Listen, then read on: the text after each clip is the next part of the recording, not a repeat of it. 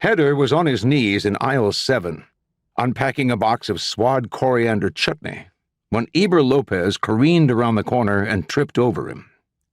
Eber tucked and rolled and came up on all fours.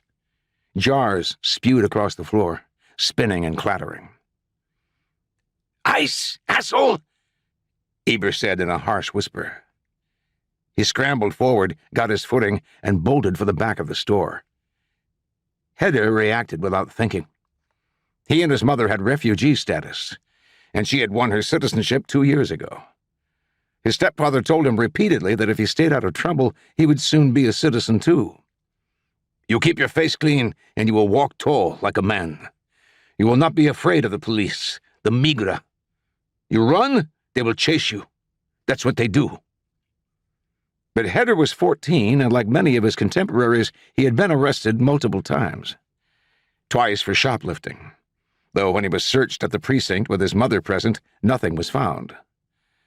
The storekeeper regularly called the police whenever 3 or more kids were in the shop at the same time. Once for public intoxication, though the brown bag he carried held nothing but a mandarin jarritos, and though the lying arresting officer swore he smelled vodka in the bottle, the ADA had sent Heder home. And once for jaywalking. Jaywalking. In New York City. Another free ride to the station. They hadn't bothered calling his mother that time. They simply brought him in the back door and let him out the front. It was a game, a cruel game, designed to introduce young people of all colors, though black, brown, and tan seemed to be predominant, to the hierarchy of the street. The police were cold, brusque, and both rigid and capricious. But they weren't terrifying. There was a predictability to their actions, a perverse logic. You went with the flow, and as long as you weren't carrying a weapon or drugs, and Heder would never have held either, you were released the same day.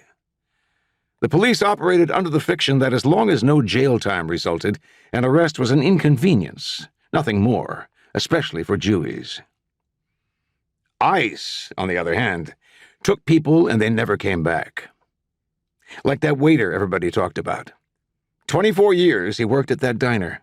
He had 2 teenage children. They arrested him and put him on a plane. He never even got to say goodbye. Everyone feared La Migra. Pulse pounding in his ears, Heder ran.